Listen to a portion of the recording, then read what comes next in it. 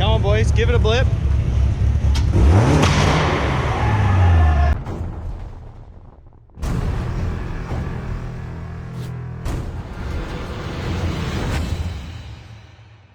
It's like both a car show and a race event at the same time. It's crazy.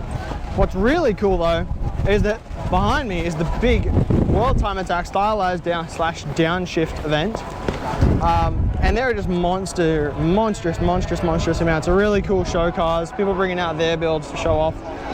It is one of those ones where it has to be pretty flash, as obviously you've got to advertise for it to show off your car. So they only pre-select sort of the best for these events.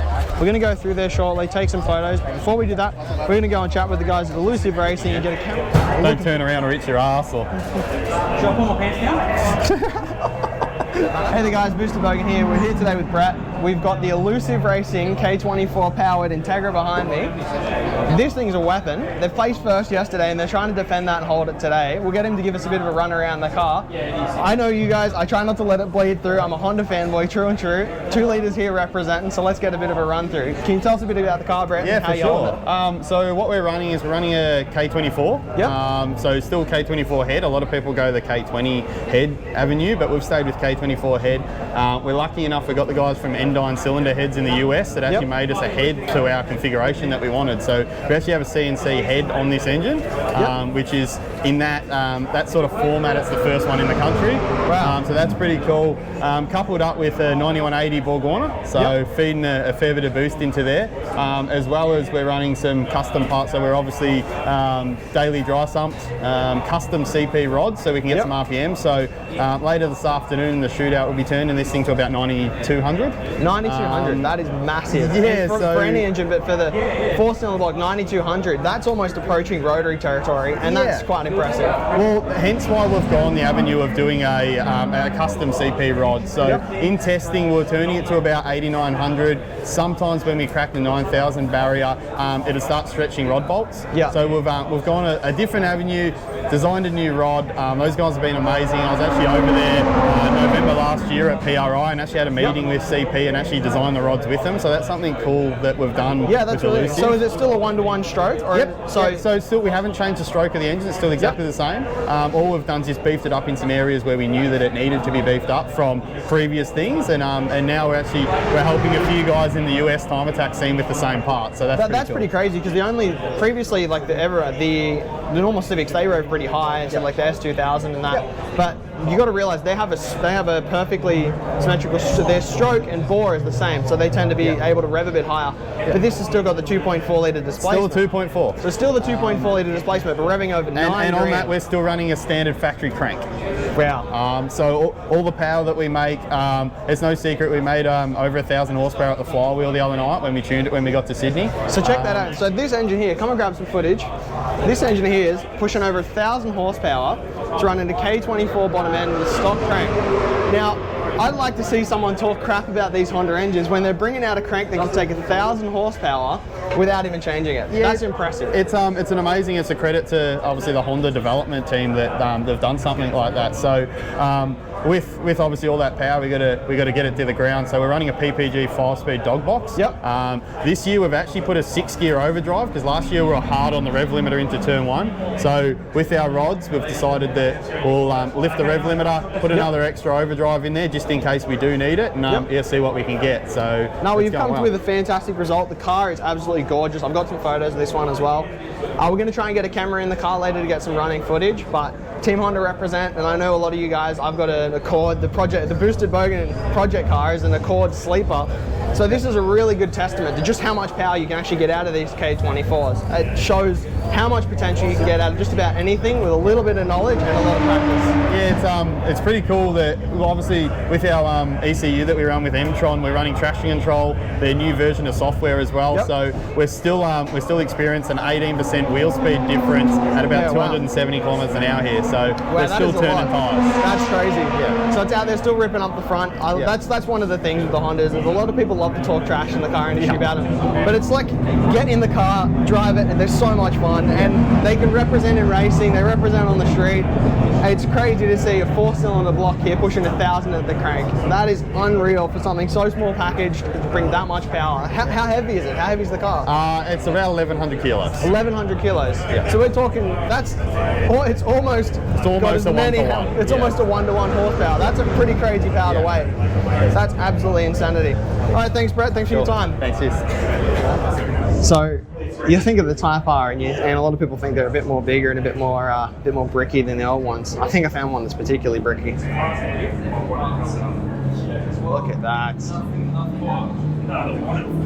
I'm very curious as to just how many Lego bricks are actually in this creature. It's even got the Brembo rotors and brakes all done in Lego. That is so cool. I love seeing Honda out here represented well. I'll try not to let the fanboy part of me show. You heard it here first, guys. 2 liters isn't just for milk. They're for 1,000 horsepower engines. I found easily one of the cleanest Skylines I've ever seen. Check this thing out. Look at this bay. It is sex spec.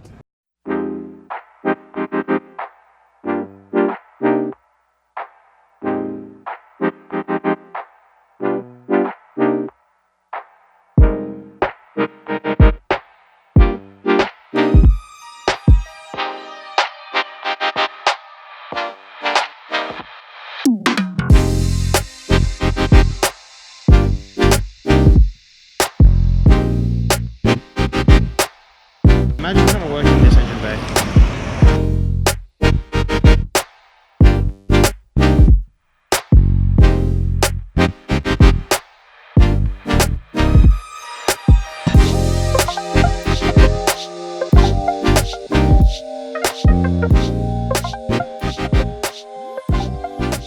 Yeah, check it out. Whoa. Who needs the GCG girls?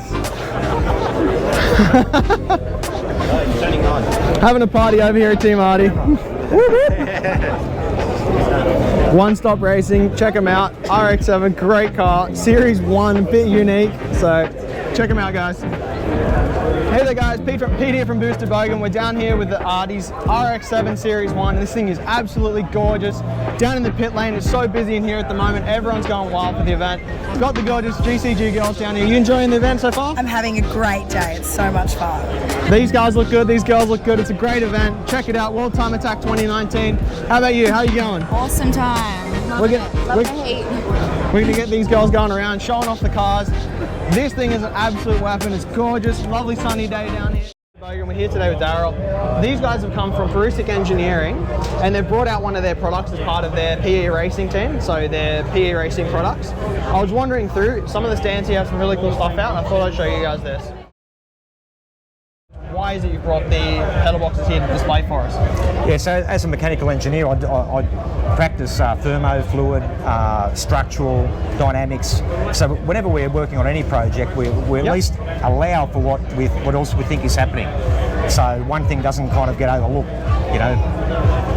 No, that's really good. So they've re-engineered products and done a really good job from the ground up.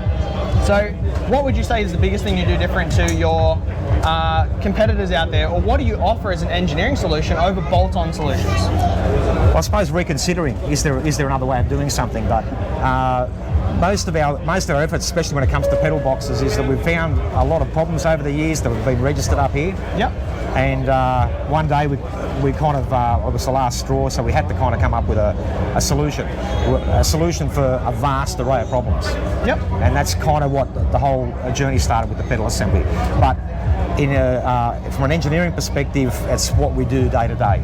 Yep. You fill in the data, they do the engineering, use the proven math, and give you a product that works, something that really does the job, because the main thing that gets a car around the track the quickest is being in touch with the car. You need to feel the brakes, feel everything. Everything has to be firm, solid, and work the way it should. So the engineering aspect comes in and really gives you a proven product and demonstrates what these guys can do. The pedal box is something unique. It's something you couldn't imagine with all these brands out there that offer them really improving on. And these guys from an engineering, gone back to the drawing board, looked at it and fixed all the problems they could and brought an amazing product. What do they think? What do people think of the products? I mean, from the perspective of going through the analysis and the initial setup, they've come back and said within the first few laps after all the temps are up, it's bang on the money. Yep. And if they make a little tweak of half a dial here or there, it's so close to perfect. And quite often you probably save them between 1 or 2 days, or $4 grand in tyres or brake parts and whatnot. So they're over the moon. Yeah. That really comes back to the saying, measure twice, cut once. Yes. Because when you've got a solution they've actually given you the information, and as an engineering team, you've done the math, worked out the complex parts of it, and brought them back a solution, fitted, set up, ready to go for their car, something that will really work and achieve what you need to get proven results. So check out this car behind us. This is one of the ones they've worked on here at Peristic Engineering. Front to back, this guy here has pretty much been their love child. It's gorgeous, but everything is unique. It's all done really, really well. Check it out.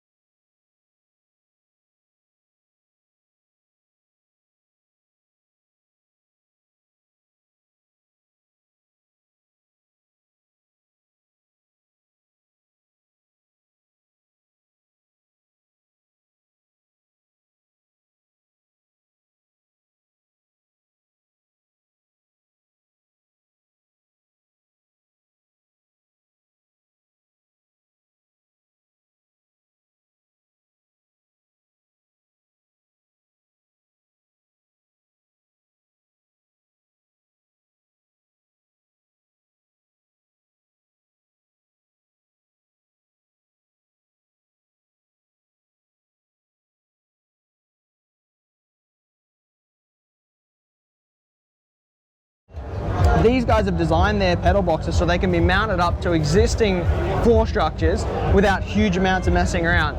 But watch this for just how much pressure you can put on one of these guys. I'm about to shoot myself through this seat. So there's no flex, no nothing in these. I'm about to put everything I got in it and see how we go. So we're over 2,500 PSI here, and the seat's moving more than the pedal box. I'm going backwards. I better stop before my leg hurts. That's really important.